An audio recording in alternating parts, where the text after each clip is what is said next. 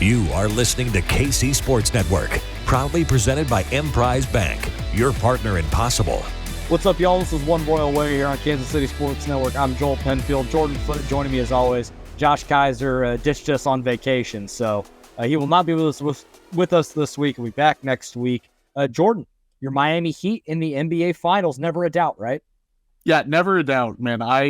You could look at my timeline up and down, you can scrub that shit, and you would never find a negative Miami Heat tweet from me. In all seriousness, man, every time I think I'm out on that team, they do something to bring me back, and it's always something great. And Jimmy Butler's awesome, and Spo's obviously a great coach. You can listen to me and Joel's NBA podcast if you want more analysis on that. But man, I'm happy to be there in the NBA Finals, and I'm happy to be here chopping it up with you. Yeah, my gut reaction, initial gut reaction to the Nuggets Heat NBA Finals was Nuggets in 5. I'm starting to lean Heat the more I'm reading into it. And I don't want to give you that hope, but that's just what I'm saying. And I'm a very, very, very casual NBA fan. So my opinion means basically nothing. So it's all good. Our producer Nick said Nuggets in 3 in the chat. And that's fairly accurate. Like, I'm thinking Nuggets in 5. Like, I'm giving the Heat 1. Either Jokic doesn't show up or Jimmy Butler does in a big way. Like, I'll give them one game. I don't personally think the Heat have nearly enough to compete right now, but I've been wrong about them all postseason. I didn't know if they'd make the playoffs. I thought they'd lose in the first round. I thought they'd lose in the second round. Thought they'd choke to Boston. So I've been dead wrong about this team all along. You know, and so is a lot of the national media. So you're not alone in there. Not alone in that. We got a lot of baseball stuff to talk about, a lot of Royals stuff this week, some fun stuff, and actually a few, it's a mostly positive episode for the most part. Like, there's not a ton that's really been hampering us this week, which has been nice. I mean, they got whacked by the Tigers midweek, but, then and the Nationals to start the weekend. But a great start to the 2-game set in St. Louis, which gives us a lot to talk about in here. Before we do that, the show, as always, brought to you by Kansas City Strength and Conditioning. Be sure to check them out if you have a baseball or softball player in the area that needs a place to train. Day one sponsor here at KCSN. We can't thank them enough for that support. The biggest story from yesterday, the Royals won 7-0, probably the most complete game that they played all season long, with the pitching on point. The hitters were going. Defense was solid. It was one of the best wins of the year by far. And it took the Royals to 17-38 on the year, so shout out to the 2015 Royals for that. The season, I tweeted that the season starts today. With that, we got to just start. The first 50 some odd games irrelevant. They're 17-38. Season starts today. The coolest thing from yesterday was the combination of Josh Stalmont, who opened the game, and then Mike Mayers, who was the Costco guy for the game, took a perfect game into the 8th inning. It was broken up then, but for 7 perfect innings, it was on there for a little bit. But the minute that Bob Nightingale and MLB started talking about it is when the no-hitter was broken up, as is tradition. But it was really good to see the pitching come together, and they got a shutout. Taylor Clark comes in relief from Mike Mayers in the 8th, cleans things up, and then Amir Garrett a clean 9th, and you get a shutout of a Cardinals offense, while up and down, has been better the last couple of weeks. But the big story to me is Mike Mayers, a guy that was essentially just a reclamation project type, a veteran that had struggled the last couple of years with the Angels. You didn't really know what you were going to get. He was a non-roster invitee to spring training, gets assigned to minor league camp, spends the first month in AAA, and comes up for a spot start. And since then, 1.35 ERA and 13 1/3. One actual start in which he set a career high in strikeouts, and then 2 Costco outings, or the bulk outing on the back end of an opener, in which he's been really solid. 14 strikeouts, 5 walks, and I think 4 of those walks were in that first out. So really cleaned it up over the last couple. 3.29 FIP, so he's getting lucky, so to speak. So there's going to be some regression there, but it's not like it's that drastic of a difference. It's a much-needed thing for the Royals. I don't think he's going to be a full-time starter moving forward. I can imagine that he is the bulk guy in these bullpen days, and if he's able to give you 5-6 innings which he's done the last couple of times he's done that, it's huge for this rotation. And it is a testament to what the Royals have been able to build on the pitching side in just one offseason to be able to get a guy that has had some significant struggles the last season and a half. And it's not like he's fixed, but you're seeing like the fruits of the labor that the pitching side has put together, very quickly here. Yeah, no, 100%. And really, a lot of it is holding up, like the walks per 9, the strikeouts per 9, the fastball velocity, the average exit velocity, stuff like that is holding with his career average. You're like, okay, this is the same guy who was getting beat up, for lack of a better term, in the minor leagues with the Royals and has been getting beat up in the recent past outside of a good 2020. I believe he was with Los Angeles. Does that sound right? He was a back then with the Angels at the time. Yeah. And did really well. But then you do a deeper dive. The ground ball rate is way up. The home runs per 9, the home run rate just in general is way down. And I think you can trace a lot of the progress to he's going to the four-seamer far less. Compared to last year, it's down 15%. Yes, that was the first thing I noticed. Yeah, the four-seam usage is way down. He's given up an 0.83 batting average. They're not making good contact on it. The sinker is up 12%. Opponents are hitting better off that.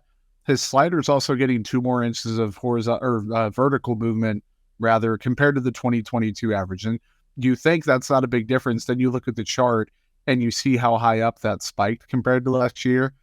His slider's looking better. The four-seamer's looking better. He's looking better as a result. And like, I still think personally, I don't really believe it's going to last. And I think, I believe it was Lesky that said he's probably just going to mop up stuff for about a month and then fade away, perhaps. And I could totally see that. But in a long season where the Royals have been banged up already this year, they could use that length out of the bullpen. They could use a guy who could be an opener as needed. They could use a veteran presence, and he's been giving them all that. So regardless of how long he stays or how legitimate these improvements are, I think Mike Mayers is really helping out this team right now. I alluded to it briefly, but this was not something that the Royals have had success with the last few years, especially with the previous regime. They would go and sign guys like this, like reclamation projects or guys that have just struggled, trying to bounce back, and they would either stay the same or get worse. I don't have an example off the top of my head. It's just what we've seen. And it feels, and this is not me trying to compare the two because we haven't seen it for long enough yet, but it is very Rays-ish, like Rays adjacent, where you get a guy that has really just struggled brutally the previous year and a half. You bring him in on a cheap deal. You make him, he can go to AAA for a little bit or just stash him in the bullpen while he figures things out. And then looks like a guy a perfectly viable big league pitcher. And while not lighting the world on fire, and it's just 13 1/3 innings, it's just not something we're used to seeing from the Royals. So that gives me hope for the future. And we've talked about it before, a lot of the pitching issues right now, it's a talent issue, not necessarily a coaching issue, because we're seeing it work at the minor league level. But to see it for a guy like this that had a near 6 ERA last year, 5.68 ERA for the Angels last year, down to 1.35. He's cut down on the walks precipitously since that first outing. He's striking dudes out. He's a solid, effective pitcher, and they seem to figure out the mix for him, and it's closer back to what he was doing in 2020, where he threw his slider almost 40% of the time, the fastball at 33%, and then he comes in this year, or last year, the slider drops, fastball spikes, and he's not having success. They just get him back to what he was doing before. Slider at 32%, slider or fastball 31%, and it's working for him. So it is very nice to see, because it gives me some hope of what the Royals can do in the future as well. Not only with guys in their own organization, but finding guys like this that have really good stuff that can play at the big league level. It's just a matter of finding the right mix, finding the right coaching, and ultimately something is clicking for him right now. I don't know how sustainable it is, but it is a welcome sight for not just this year, but beyond. Yeah, and the thing with that is, even if it isn't sustainable over the course of a full season, or if the Royals were in a playoff mode and they got to the postseason and he wasn't that guy, those little bits add up. If you can find 4 or 5 guys throughout the year that can give you something like Mike Myers is giving this team right now, even if it is for 2 or 3 weeks, that can give you 3, 4, 5 more wins over the course of a season. And that's the difference between 86 wins and 90 wins, or 80 and 84, or 84 and 88, something like that. Even 70 and 74, these are on the margins where all the little things add up. And this, I think right now, regardless of how long it lasts, counts as doing the little things right and tweaking things with a guy. Who knows if he will. We always talk about the counterpunch, and if the league's going to adjust to him, then what's going to happen and how sustainable it is. We don't know what the answer to that is. I'm going to say probably not a good one, just because of the career pedigree and what he's been doing this year in AAA. But again, even if it's for a few weeks, it's good for the Royals, and it definitely, on a macro scale, gives some more hope for the future, I think, in that pitching development and the scouting and kind of being able to identify guys like that. Absolutely. Another guy that, since the calendar has turned to May, has turned into a completely different hitter, a completely different player. A guy that we, at the end of April, talked about probably needs to go down to Omaha. And it's not closing the book on him. It's just there needs to be an adjustment, because whatever's going on at the big league level is just not working. And that's Michael Massey, who at the end of, I had a tweet on this earlier today. Follow me at JT Penfield for all of this stuff. But Michael Massey, from opening day to April 30th, this 81 plate appearances, slashed a $167, $173, $169. Horrible.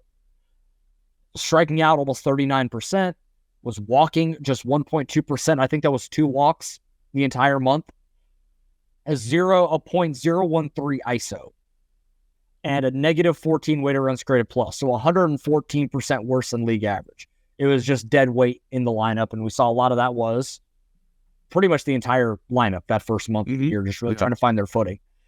Calendars turned to May, and it's the same amount of plate appearances, 81 from May 1st to yesterday, May 29th. The game is in progress right now, so I'm not going to try and do the math and add it all in. Michael Massey slashed 324, 420, 544, striking out 25% of the time, so cut his strikeout rate by almost 13%, walking 11%. He's already surpassed his walk total from last season already in 48 games. He played 52 games last year, walked 9 times. He has 10 already this year. 221 ISO and a 166 weighted runs created plus. Now, is Michael Massey the player, what we're going to see in June? Is it the Michael Massey from April or the Michael Massey from May? Probably going to be somewhere in between, but this is a month where you can see the legitimate adjustments being made and him starting to figure things out, have better at-bats. He's still going to have swing and miss. He's still going to be an aggressive hitter, but it seems like they've been able to kind of put the reins on it a little bit, have a more clear plan at the plate, and you see that in the walk rate. You see that in the swing decisions. You see that in the ability to barrel more balls up. He has another hit tonight, 108 miles an hour. To right field. This is closer to the guy that I think is the second baseman of the future in Kansas City, not just beyond this year. I don't expect him to be a 320 hitter. If this is the holy crap Michael Massey breakout, then we're looking at a future all-star. I don't think he's that, but he plays a really solid second base. That has always been his calling card. Won a Gold Glove in the minor leagues, but he's walking more than I ever thought he would. If he's able to keep that strikeout rate around 24% like it is right now, perfectly manageable. He's got legit power, especially he can run into quite a few, but he hits a lot. He's going to hit a lot of doubles. He's going to hit the ball hard. It's just a matter of getting into advantageous counts to make that happen, and he's been able to do that. So this is a very welcome sight for a Royals offense that needs another guy. You're seeing guys really start to put it together. Nick Prado, Salvi, obviously, Vinny, Bobby's started to put together some good at-bats lately. This is just another guy in what I think is going to be a really formidable offense moving forward if they continue on this path. Yeah, and in that first month and 1 day of the season versus May, he's still hitting the ball oppo the exact same amount, 22.4%. The difference is he's pulling it 17% more often, and that's really helping him. He's also driving the ball for power. The average exit velocity is up 5 miles per hour. Very considerable difference. The launch angle is up. The barrel rate's up 6%. The hard hit rate is up 9%. The line drive rate's up 5%. Like Michael Massey, he's seeing the ball better, but he's also making better swing decisions. You would think, okay, well, he's hitting the ball a lot harder. He's probably striking out more too and getting cocky. He's actually striking out way less, and he's being more selective. He's walking a ton more, as you mentioned, Joel. He is playing a much more developed and mature brand of baseball and growing into that power we saw in spring training. And everyone said, okay, well, maybe this is a new Michael Massey that bulked up a little bit, put on some weight, is going to be able to drive the ball. Now it's happening. And everyone was quick to write him off, and I was too, saying, okay, he needs to go down and be in Omaha and make these changes. This, and we'll talk about Alec Zumwalt and the hitting development program at the big league level later on in the show. This is showing that they can make these adjustments and help these guys notice what's going wrong in season. And for a young player like Michael Massey to make the changes he's made, take them in stride and come out on the other side better, even if he doesn't have a 166 weighted runs created plus or whatever it's going to be the rest of the way. If he can settle in around 100 for the rest of the season, he's going to be there at the end of the year because it's going to balance out. He's going to have decent numbers. I think that Michael Massey can be a league average hitter. That's not asking too much. I believe that when he first came up with his defense and his profile, the Royals will take that because he's young, he's controllable, he's a good player. I think he can be a fine second baseman for a long time in the big leagues. A slow start didn't change my mind on that, and this recent stretch isn't going to kind of bring me over the top with him. But it definitely is very surprising that he bounced back in this manner. I thought he'd heat up, but not nearly this much. And frankly, it is a very pleasant surprise for the Royals. It absolutely is. And just looking at Fangraphs here, so he played 52 games last year and had 4 home runs and 17 RBIs.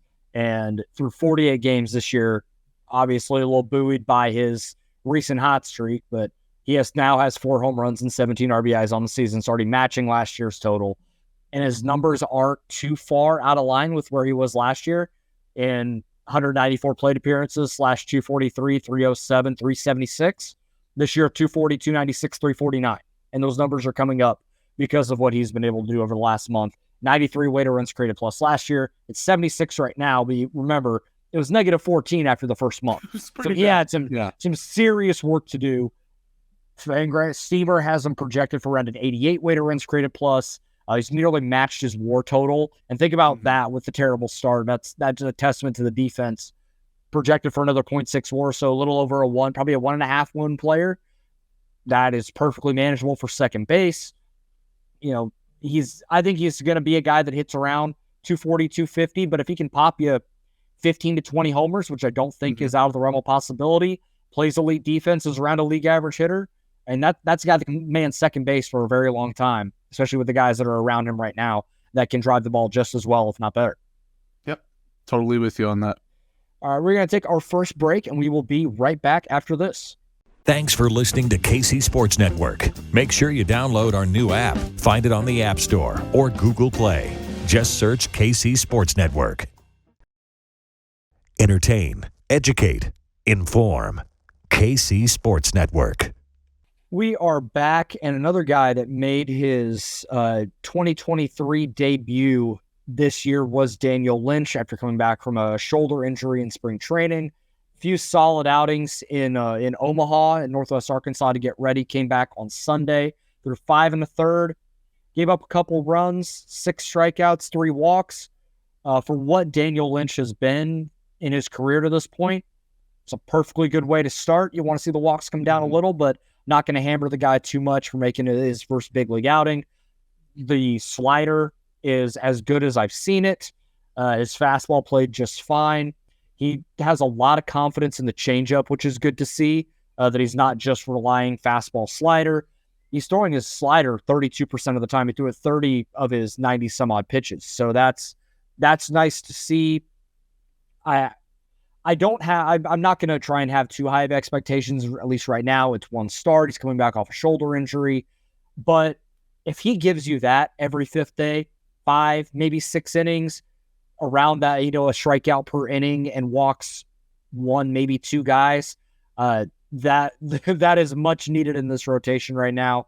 And I think that he can prove something and prove that he can be a part of the future of the rotation. Not the ace type that we maybe thought he could be when he was still a prospect, but proved to be a solid big leaguer at this point. And if you get that out of him, I mean, that's a win for the Royals. Totally. And we talked about Daniel Lynch coming into the year as a guy that out of the rotation, him and Chris Bubic could benefit from some new direction as much as anybody, and benefit from new pitching coach in there and new leadership, and someone else in his ear kind of telling him some tips that he can use, giving him some tips he can use, giving him some pointers. And the injury, it kind of threw it off a little bit. But in this first start, the four-seam slider combined for 70% of his pitch usage. That's about close to where I'd think it would be. 14 whiffs, 9 of them on those 2 pitches, 45% whiff rate on 21 changeups. That was a fifth of his total pitches that he threw were changes. And then the spin rates on his fastball, slider, and curve were all up year over year. Again, guys, this is one start, and those numbers are going to change a ton. We're no longer in the small sample size realm for the team, but for a guy that just got back, we absolutely still are. Daniel Lynch could be hot for a month, and I'd still kind of be ready to pump the brakes a little bit, but this is the exact opposite of what it could have been in his first start of the year.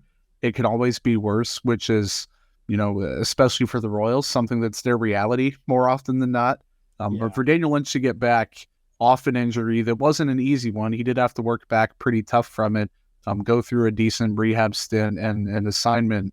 This was about as good of news as you could get, I think. He does need to keep the walks down. It is a work in progress. He wasn't perfect. He wasn't extremely sharp, but when you're throwing, he just needs a passable four-seamer. He needs the slider to be on, and then to trust the changeup. That's a 3 that even guys like Brady Singer, he hasn't been able to fully trust the 3 this year yet. Last year, he showed kind of flashes of it. The Royals don't have a lot of guys that have complete trust in 3 pitches. If he has that, even without the fastball being great, that can be a pretty lethal number 2, number 3 type guy for the Royals. He doesn't have to be an ace. That's okay. He just needs to save his prospect profile that he started off with and be a definite long-term piece in the rotation. And that first start kind of put him back on track to do that. Absolutely. One thing that I noticed, I wasn't able to tune into the start until I caught it this morning, looking at, or the other day, on MLB after the game, because I don't have Bally, so I got to watch all games after the fact. It's a lot of fun. There is a very clear plan with his pitching, the usage and the heat maps. His fastball, top of the zone. Slider, down and in, and the changeup away to righties. And that's almost exactly where all of these are. Some, hangers here and there, but if he spins it really well, sometimes that's going to happen and you're still going to be able to get away with it. He's throwing the slider, and this was noticed in his AAA outings as well because of the StatCast data available. He's throwing his slider with about 200 more RPMs of spin. Yep. So it's breaking even sharper, which is really nice to see for him. Sometimes the thing just wouldn't spin enough, and when it doesn't spin enough, it's going to hang right in the zone. Gives it a little more downward tilt, plays with the fastball nicely.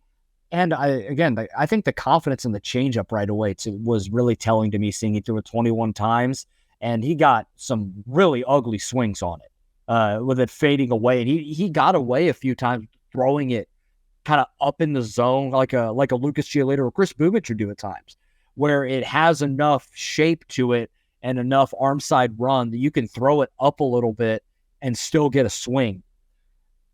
I hope that he is able to stick to that plan because it seemed to work.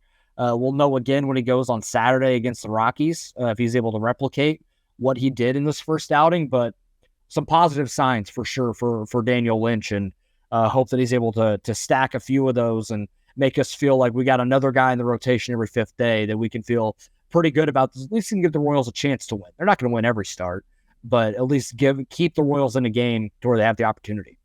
Better in the alternative, dude. And I'm not going to name some of the alternatives, but man, you know who I'm talking about.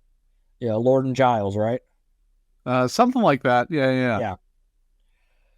So moving on here, I had the incredible opportunity to sit down with Royals hitting coach Alec Zumwalt at the stadium on Saturday morning before the afternoon game. It's about a 15, 20-minute conversation. We talk everything from philosophy and process at the big league level, talked about some of his career and some fun stories from the minor leagues and love of the game and all that. We got some really good stuff in there. I'm very fortunate for the Royals to give me the opportunity to do that, and hopefully we'll have more things like this for you guys as the season rolls on. But without further ado, let's get into our conversation with Alec Zumwalt. There'll be a break on the other side of that, and then we'll have our minor league report, and we'll get out of here. We are so thankful to be joined today by the Director of Hitting Performance and Major League Hitting Coach for the Kansas City Royals, Alec Zumwalt. Thank you so much for sitting down with me before the game today to talk a little hitting for a little bit. Oh, sounds great. I'm glad to be here. All right, so we'll start with kind of a broad topic that's got a range of outcomes, but how do you define what a good at-bat is? Because there's so many different things you can do in baseball correctly and still line out to the center fielder or whatever, or a 7 or 8 pitch at-bat. How do you define that? Because there's so many different outcomes you can have day to day. Well, that's a really good question. More than anything else, I think a really good at-bat is when you have a plan and you execute that plan, whatever it may be. And every single hitter has a different plan. We create a lot of scattering reports and advanced reports for the hitters, but they're all individually based. We have a plan for the team. We have individual conversations for those players to execute that plan. And truthfully, that's what's a good at bat. The result is the result, and we can't. This isn't a video game. You can't steer the ball. Once it's off the bat, it's over. If you're swung at the right pitch that you were looking for in the right zone, that's a quality at bat for me. Years ago, we used to actually keep track of quality at bats. I got rid of that personally. Me and Drew Saylor and Keone and Toes had a lot of conversations around it. I don't understand how having a quality at bat result wise does anything for the hitter other than say, hey, great job, you had a quality at bat. It's just the same as having a pat on the butt, right? It's not really saying anything. But if you executed your plan when you went up there, you swung at the right pitches, you didn't swing at the pitches the pitcher was trying to get you swing at, whatever that outcome is, it doesn't matter as long as you executed your personal plan. How do you get a guy to continue to mentally know that the process was correct when, say, they go 0 for 4 with 4 hard hit balls? That obviously you can see the batting average and whatever else on the scoreboard, and you see you're 0 for 4. How do you keep a guy knowing, like, I'm doing the right things, the results just aren't there right now? That's another really good question, and that comes down to the individual. Every individual, when they go through one of those stretches, has to deal with it differently, right? But at the end of the day, the resulting, where they're trying to chase the hits, never leads to production, and it never leads to the good at-bats. And actually, it's very counterintuitive, because then it takes away from their plan. Now they just start swinging at something just because I got to put a ball in play and give myself a chance. I need a blooper. No, you don't. You need to look for solid contact. Over the course of the entire season, 162 games, that's the message that we're trying to convey to them, is that, hey, in this 40 at-bat stretch right here, and it happened to Vinny over the last couple of weeks. Yeah. He had some good at-bats, swung at the right pitches, hit him hard, in San Diego, the first baseman stole several balls away from him and almost took another one away on the ball that hit off the bag that actually did, go in his favor. But the point is, you've got to just continue that process. And I think that I had a coach years ago tell me that, the really good players are actually boring because they keep doing the same thing all the time. Yeah. Because they know what works and they don't veer from that. And I think that's the message we're trying to convey to the whole, but the individual conversations, that's the personality that you got to know. You got to know how to deal with that guy, because, truthfully, there's some guys in the game that they'd be happy to hit, 2 for 4 with 2 dunks that just fell in over the second baseman, and they're happy about it. But at the reality, I think, good winning hitters are going to be the guys that are selling out to executing that plan, hitting the ball hard, and then after that, I did my job. So you talk about the individualized, plans for every hitter without giving away too many trade secrets. Just as a Royals fan, I need to know what a hitter's meeting with Salvador Perez looks like, because we know he's up there to hack, and he's going to make contact more often than not, but he's going to free swing. So how do you keep him kind of the reins on that a little bit and keep him from, swinging at everything, basically? Well, I think the beauty of Salvi is he's continuing to grow, and he's continuing to understand a little bit more every single day of where we're going with this. And, truthfully, yeah, Salvi can hit balls from the other batter's box in a wild card game. We know that, right? But at the same time, it's the focus built on, we had a conversation in spring training built around not worrying about some of the edge pitches, but more focus on the pitches that are the ones we should do damage on. Because at the end of the day, that's where you're going to win and lose ball games is mistakes. And I've said that numerous times, on the record. And I believe that is that the mistake pitches are the ones we got to do the damage on. The ones that are on the edge, I mean, yeah, 2 strikes, we're trying to put it in play. We're trying to give ourselves a chance. Like, I get that. But, when you get that 1-1 breaking ball that's right over the middle of the plate, and with Salvi, it doesn't even have to be in the zone, but if it's over the plate and below the zone a tick, he can hit it in the foul. Oh, yeah. We know that. So just getting him to continuing to refine his process it's been a lot of fun. It's been a challenge, but it's been, he's very open. Even last night in the game, going into those at-bats, we had a plan, and he had a plan, and he stuck to his plan his last few at-bats, and you saw what happened. He came up big 2 different at-bats. Well, and I'm so glad we're doing this today on Saturday afternoon after yesterday. I know that the game didn't go your guys' way, but to see Bobby Witt Jr. go out 4 for 5, 2 bombs, a double, triple shy of the cycle, almost had that triple, but the ball happened to go out there in left center. What have you seen from him over the last week? Moving him out of the leadoff spot, he's going to bounce around in the middle of the order. What have you seen from him moving away from something that long-term the team believes he's going to be that leadoff hitter, but right now moving him down seems to have worked. He's hitting almost 500 over the last couple of days. What y'all don't see is what's going on behind the scenes. Yeah. And regardless of where Bobby's hitting in the order, the work that he's been putting in here lately is starting to really pay off and get him to feel more comfortable.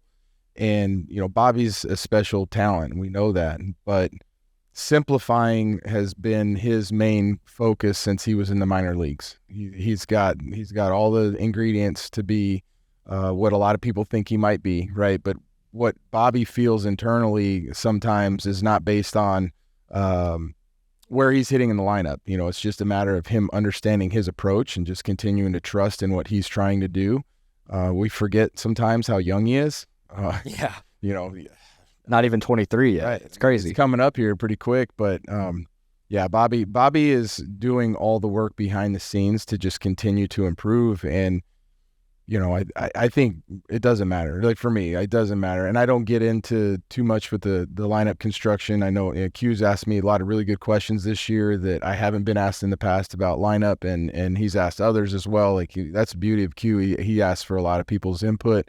That's why he's a good leader, and he's going to make that decision. But, I think Bobby, you could argue Bobby could hit in a number of spots. Oh, 100%. Right. So I think, again, just getting Bobby into a place where his at-bats are comfortable, his approach is comfortable, the rest, it doesn't matter, is wherever he hits. I think he's just in a place right now where here we are, it's almost June, and he's starting to really find his stride. How difficult is it for a guy to make adjustments, either mentally or physically, during the season? There's only so many off days. There's only so much time in between games before you got 4 at-bats the next day against big league pitching. I know it's very broad. Some good ones, man. This is great. What I learned in the few years of doing the minor leagues, you have that ability to understand that, like, yes, winning the game matters. It does. I will never buy into the mindset that player development without winning just happens, right? Like, right. I came up in a system years ago in Atlanta where, we were all about you got to win in the big leagues, doesn't matter in the minor leagues. And, I just disagree a little bit with that, and I hate saying that because JJ and Dayton, they were all there when I was coming up. But the mindset I feel like we've grown here with winning in the minor leagues, and this goes back to the Hosmer, Kane, Moose group. They won in the minor leagues. They came up. I believe in that model. I think that what we've done the last several years in the organization of being able to have the development of players and have the winning at the levels has been tremendous for that group. But the development that happens day to day in the minor leagues is so different than the day to day expectations to win, and and can continue to build progress with your own abilities and absolutely talents, right? So it's just 2 completely different beasts. And coming up here midway last year, it was drinking from a fire hose, in that regards, because I'm coming in gung ho, let's do this, let's do that, and understanding that you got major league veterans like Benintendi and Merrifield, Carlos Santana, they've got their set routines, and there's little things you want to make adjustments on, but it's really hard. It's definitely hard in the minor leagues. you can make those adjustments and you can help the guys see, hey, look, this may not help you today, but in 2 years when you're in AA or 2 years when you're in AAA or when you're making your major league debut, you're going to be a better player because you did X, Y, and Z. Not so much here. It's just every day. I like to describe a big league day as it's a roller coaster. From the time I wake up until game time, it's that climb up to the very top. Yeah, and after that, it's the roller coaster. Some days it's nice and easy, lazy wooden coaster, and sometimes it's multiple loop-de-loops. So all right, so I've peppered you with enough thought-provoking stuff. Let's talk about love of baseball. Yeah, who was the guy for you growing up? Who was the guy or the team that helped you fall in love with baseball? Oh wow, good one. I grew up in a small town, first 12 years of my life in Northwest Arizona, and we were fortunate enough. My dad would take us down to spring training for spring break. So we'd go for a couple days. We didn't have cable as a kid, so all we had was WGN, TBS. I think we had a couple times, but I don't remember ever watching the Braves. But we watched the Cubs. So Ryan Sandberg was my favorite player as a young little boy. I remember all the way back. Just Ryan Sandberg. I would collect as many Ryan Sandberg cards as I could. So we'd get to go to spring training, and my dad played college baseball, so he had a great background in it. And we would go see the workouts. We'd go for batting practice. We'd sit down as close to behind home plate as we could. So that opened my eyes to baseball. I didn't play on a grass field until I was 11. Oh, wow. It was total dirt in Kingman, Arizona. And then we moved to North Carolina, and absolute hotbed for baseball. Minor league baseball, college baseball, everywhere we looked. And even that first spring that we moved to North Carolina, my dad on a Saturday morning is reading the newspaper, goes, hey, we need to go see this hot shot over playing for Greensboro. I'm like, okay, it's the Yankees' top prospect. It's Derek Jeter. Yeah. So it's pretty cool, just growing up. We went to a lot of minor league games. Winston-Salem at the time was the Reds organization. I actually saw Scott Sharp, our assistant general manager, vice president, get to see him play when he was a pro. Didn't know it, obviously, but I think the growth really exploded when we moved to North Carolina. And my best friend, who was my biggest mentor, became my coach when we moved there. And I became a total baseball rat. The minor leagues is such a cool place to learn the love of the game as a fan. I remember going to see King Felix's last start in AAA before he got called up in Seattle, up in Tacoma. Yeah, it was like a random Wednesday night, and the park is sold out. Why is that's pretty cool? Some season ticket holder was like, watch this kid pitch. I was at his perfect game. Oh wow! I was at that perfect game. Oh my! I was advancing for us back then, and it was top 5 cool things I've ever seen in my life. Wow. That is incredible. Yeah. So to just go back to the minor leagues for a second, you spent a lot of time in the minor leagues. Can you give us like one of those like peak minor league baseball life in the bus league stories that you have? Well, that you can tell on a podcast. Yeah, I got too many. Really bus stories. Probably the one that stands out the most is we were coming back. I was in Huntsville, and we're coming back from Mobile back to Huntsville in the middle of the night. We're about an hour south of Birmingham, and a logging truck dropped a log in front of us, and we hit it smack on. No. And our bus driver was so adamant, I can get it back. I can get us home, because it's, 4 a.m. kind of deal. And we drove from Birmingham, just right outside Birmingham, to all the way to Huntsville with all the windows shattered out, the beeping alarm of like the airbags going off. And by this point, everybody's like delirious, and our coaches, our manager is so mad. Don Money was, he just finally quit yelling at us, because we had an ongoing joke that year. I was always in charge of getting movies. Back then we'd go to Blockbuster and get a movie, right, for the road trip. But our pitching coach was adamant, I'll get the movies. And he never did. And he'd only bring one movie with him, and it was always Slapshot.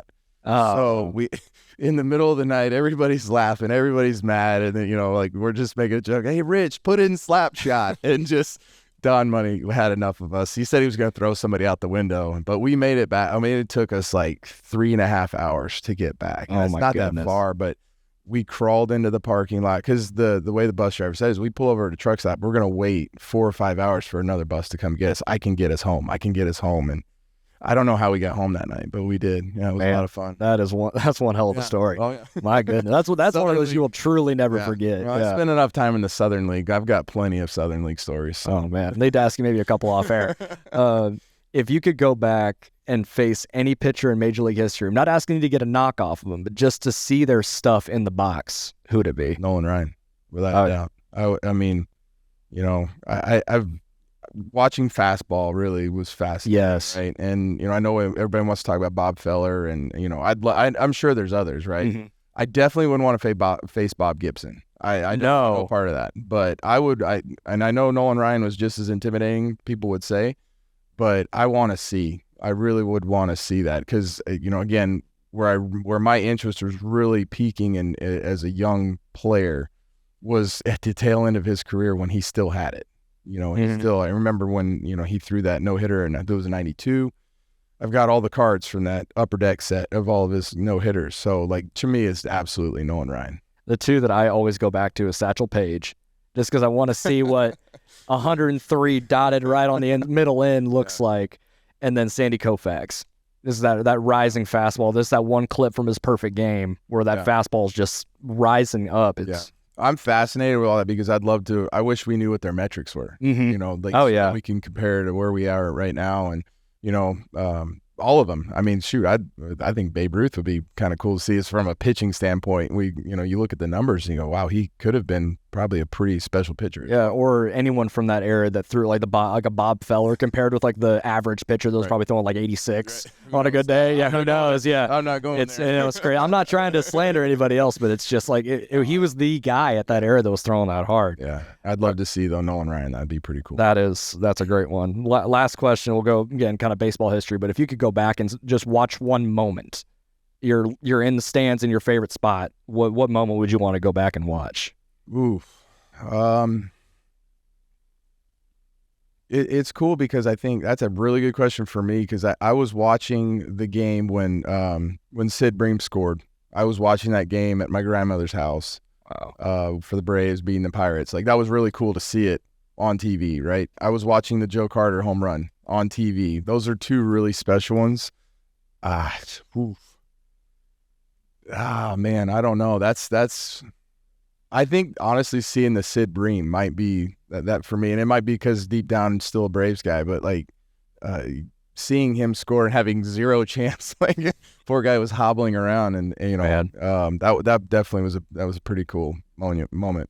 That's awesome. Well, Alec, thank you so much for your time today. We'll hopefully get to do this again soon. I really appreciate taking the time. I got to nerd out about hitting for a little bit. I was really excited about that. Right. Thank you so much. Love to talk more. Appreciate it.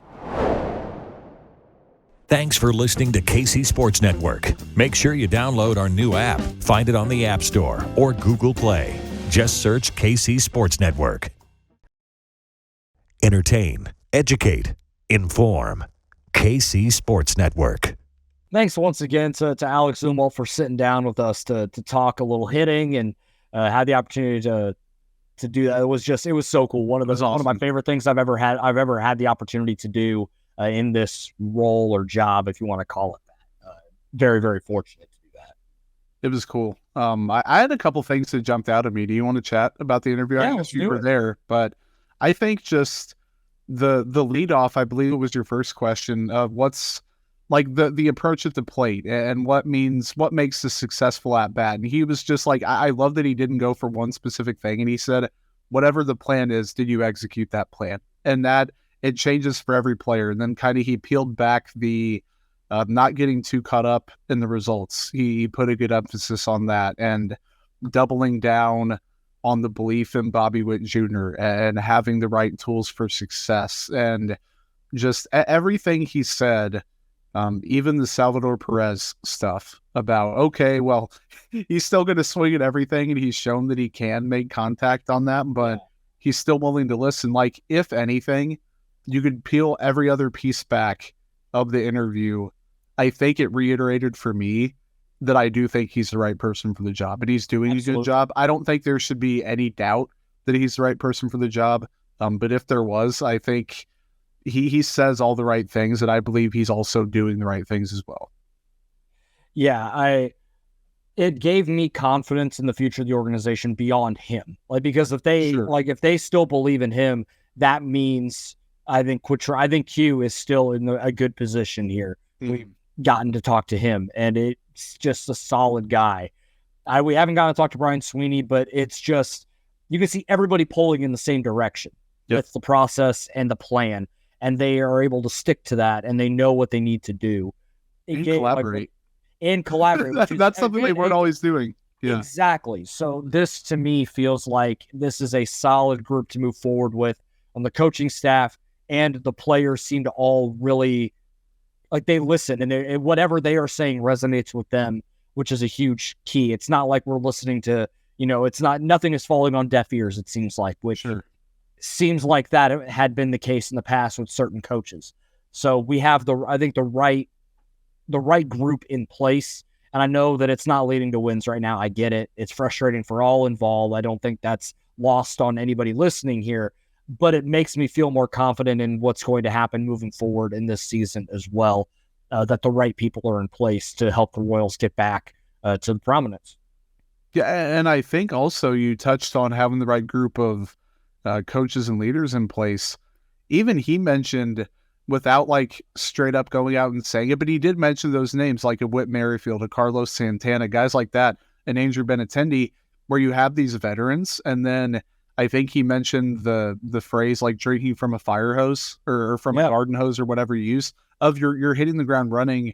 You're trying not to like step on these guys' toes that have these very defined, consistent, well-established plans and routines and sets of ideals and ways they prepare, ways they don't prepare, things they're receptive to, things they're not receptive to. These young guys don't have a clue, or at least they didn't last year. And now some of the guys coming back up, the Michael Masseys of the world barely are getting close to 100 games played or just now hitting it. These guys don't have the preconceived notions, the ideals, the ways of preparing. They can carry that from the minor league level. It's a whole different ballgame in the bigs, and they are always going to be looking for ways to cement themselves. Like you look at a guy, there's a very, very short list of people that are under the age of 25 in the Royals organization, or including 25, that are 100% like you can't take them off their spot long term. There's only a couple cornerstones on this team, and even they are still looking for ways to improve and keep those spots on the team. So I think refreshing is probably a good way to describe. That's a good way to put it. Yep. That'd be the one word I'd use, I think. Informative, but also refreshing. Absolutely. So as we do to wrap up every show, we're going to take you down to the minor leagues and talk about what we got going. One of the the biggest standout performance from this past week was Noah Cameron. Made his Double-A debut in Northwest Arkansas. 7 innings, 3 hits, no runs, a walk, and 6 strikeouts. He has been awesome, and I think he's throwing tonight. Not as great, but that's expected. High A to Double-A is considered the biggest minor leagues. It was bound to happen, but still only gave up 3 runs and 5 strikeouts so far in 3 innings. He'll be just fine. I'm not worried about what we've seen from him at all. Another guy, Carter Jensen, our guy, Carter Jensen, 917 OPS on the week, a home run, 4 more walks, 2 doubles, 6 runs. Man, if some of these batted balls just start falling, I think we're in for the Carter Jensen breakout in High A is coming here pretty soon. I don't think I've ever dropped an F-bomb on this podcast, and I almost did it the last time we talked about Carter Jensen, but to have a batting average that starts in the ones, it begins with a 1, and your on-base percentage starts with a 4, that's fucking ridiculous. That it is insane. Like, I don't get, and he has a 127 weighted runs created plus in a High A in 42 games. He has a 917 OPS over the past week or two, the 4 walks like you brought up. It's insane. You should not be able to do that. The walk rate's 26.4%. He's a guy that is going to be in need of a promotion once, like you said, these batted balls start to fall and the batting average creeps up. He's still a fairly young prospect that has a lot ahead of him. I think it's one of the, you mentioned like the Tyler Tolbert stolen bases or the John McMillan strikeouts, which we could probably touch on. I don't want to steal your thunder, but the walk disparity with Carter Jensen, one of the more insane feats in minor league baseball. There's no doubt about it. He leads all of minor leagues in walks as a 19-year-old in High A. And he's going to be 19 for pretty much the entire season. That's hard to do. insanely hard to do. Yeah, and he's still learning, which is it's one of those things. Like once he really gets rolling, because it's going to happen. I trust Drew Saylor and what they're able to do. Once he really gets that solid plan in place, because the knowledge of the zone is obviously elite, then it's a matter of finding the balls to do damage on in the strike zone and not taking away from your plan. And we're looking at a top 100, a legitimate top 100 prospect. I firmly believe that. Yeah, a guy that I don't know if you can consider him a prospect right now because he's 25 years old in high A, but John McMillan, the whammer, he dealt with some injuries the last couple of years. So he's, it's kind of hampered his development a little bit. But between low A and high A to start this year, I bet he's going to go to double A here pretty soon. But in 21 innings, he has 42 strikeouts to 9 walks. And it is just bullying people. Apparently, he's up to 102 in Quad Cities right now. He's 25 years old. He's roughly a year and a half older than the average player at the level. So take that with a grain of salt. But imagine just the back end of a bullpen right now with Will Klein and John McMillan. I mean, that's unfair. That's bullying, some kids in double A right now. Because I think it's going to get to that point. Yeah. If they continue to keep the walks down, keep the strikeouts up, which both Klein and McMillan have been able to do compared to last year, these are guys that are going to be able to help the bullpen in Kansas City pretty soon.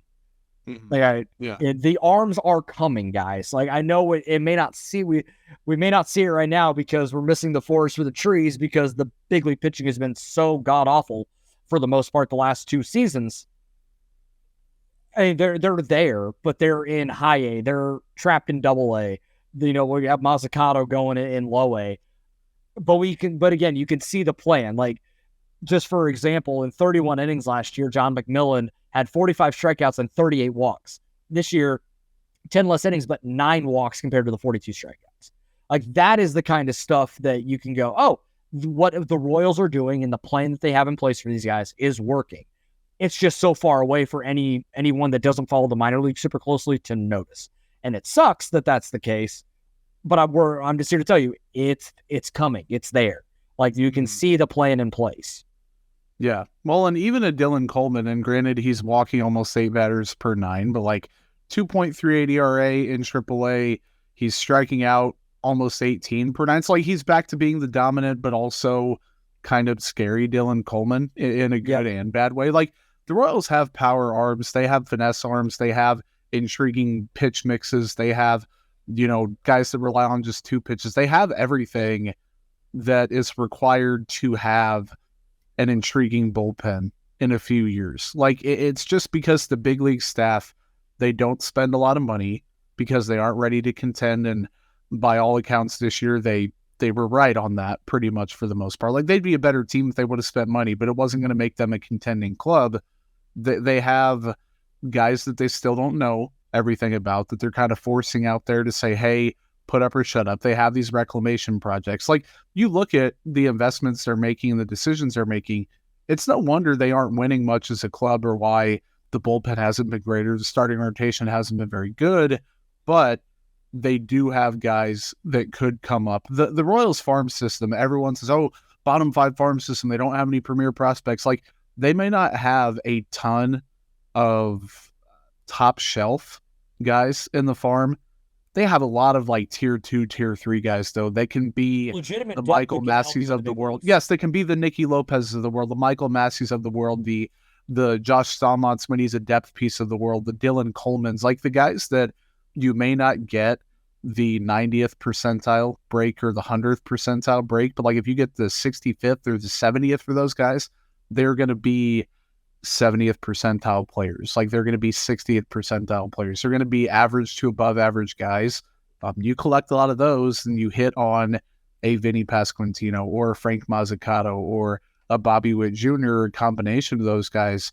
You can see the makings of an intriguing 2025 team.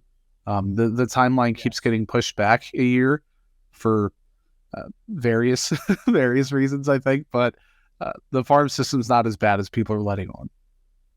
No, I don't think it is. We're starting, like, you can see it. It's just far away right now, which is the unfortunate part. Before we get out of here, I do want to update you guys on those standings in the minor leagues. I realize we talked about a bunch of players, but haven't talked about the wins and losses too much. Omaha, and again, you can see the correlation with my point here with this. Omaha is 21-28, which is good for last place in the International League West. The Northwest Arkansas Naturals in the Texas League are in last place in the Texas League North at 18-27. The Quad Cities River Bandits, who are absolutely on fire right now, they are in second place in the Midwest League in the West Division. They're 24-21 on the heels of a 12-game win streak. They are currently in a game with, I believe it's Lake County in Lake County Captains, who are the high A for the Guardians. And that game is in the 10th inning. And so that streak is on the line, but they've won 10 in a row or 12 in a row. It's a pretty remarkable feat for any baseball team. And then going down to the Carolina League with the Columbia Fireflies, they are 28-18, first place in the Carolina League South, 2.5 games clear of second place. That's a second half team too, damn it. That is, and yes, and a lot of that are the guys that were on the second half that made a crazy run to get within a game of the playoffs. So it's good to see these guys are winning, and all the winning is happening at low A and high A, which are where a lot of the talent is right now, or at least the guys that are going to be, that are more than just like mostly Jags or organizational depth, which like Jorge Bonifacio is getting at bats in Double A. Like, what purpose does that serve? I understand they need to fill a roster, but that's just what it is right now. A lot of the talent right now is in high A and low A, which moves the timeline back a hair, but at least it's good to see that these guys are learning to win together, which the Royals do put an emphasis on. So that's something. And I also find the Fireflies have the highest run differential in low A right now in the Carolina League at plus 41. My only closing thought, and I'm going to keep it quick. People are like, oh my gosh, the AAA, AA teams are not having their heyday that they used to have. They don't have Bobby Witt Jr., Vinny Pasquantino, MJ Melendez, Michael Massey. Like, you can name off pitching all you want and say they haven't replenished the 2018 draft class or whatever, but hitting-wise, they don't have nearly the same firepower. And yeah, they have some Blancos of the world that are like aging veteran depth that are career minor league type players, but they don't have the high-profile star power prospects that they will have in a few years. Like, the Royals are showing signs. So minor league-wise, I would not worry a ton about this team. Big league-wise, even with the bad record, I still personally would not worry too much about this team. That's all I got to say.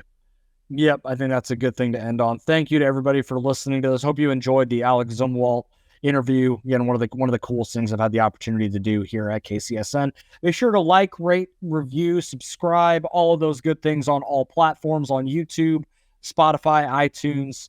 We appreciate the support.